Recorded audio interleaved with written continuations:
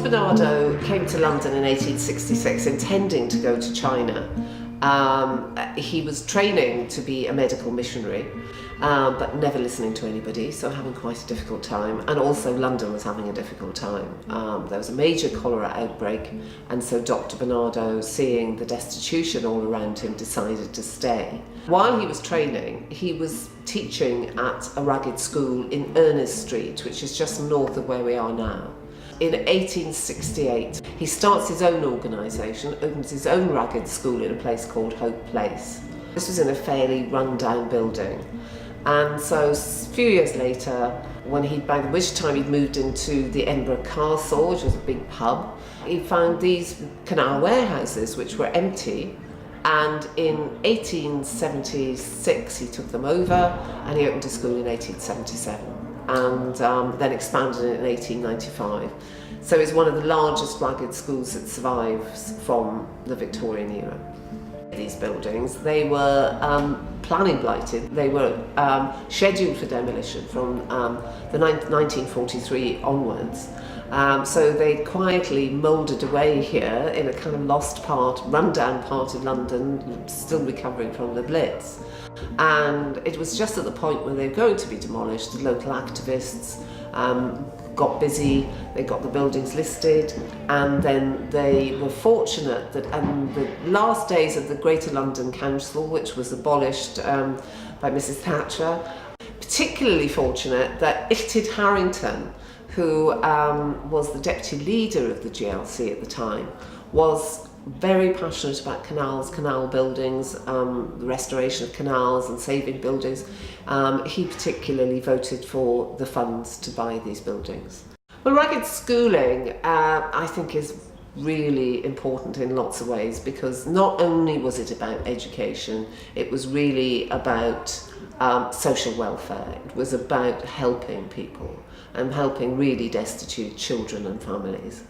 Basic education, but also lots of kids were encouraged to learn skills that would help them through their lives. And the Ragged School Union formed in 1844, I think I'm right, 1844 or 1845, with the presidency of the Earl of Shaftesbury. I think is very typical. It's not a prescriptive organisation, it's one that wants to help mutual support for all the ragged schools, to help people set them up, run them, and encourage their foundation. For a lot of the people who ran ragged schools, it was just as important to feed children. While Dr Barnardo's medical qualifications in the first instance are slightly suspect, because we don't know whether he ever finished his course, eventually he did. And it's very noticeable from a lot of his writing that he is really concerned about nutrition and the physical status of the children. Well, a lot of children were just living virtually on the streets, or some of the boys particularly might be doing things like street sweeping, very casual work. They'd take work wherever they could, unskilled work, and then have to live in these ghastly common lodging houses, which must have been desperate.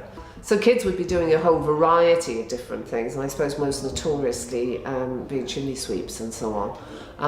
But literally, if you had no education, if you couldn't read and write, you would be so vulnerable to any form of exploitation. This is an important national story which is not known as well as it should, and we certainly like to form links to make this movement better known to the general public, and particularly in schools.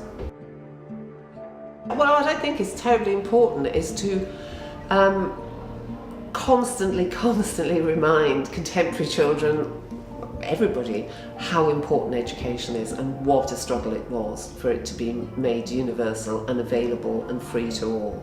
It's a huge privilege, and it has transformed lives, and it still is today. And what is the big fight all around the world but to get free universal education for children? And in the words of Malala Yousafzai, one child, one pen, one book can change the world. And I think we're part of that movement and should always be remembered, and the people who struggle so hard should also be remembered and celebrated.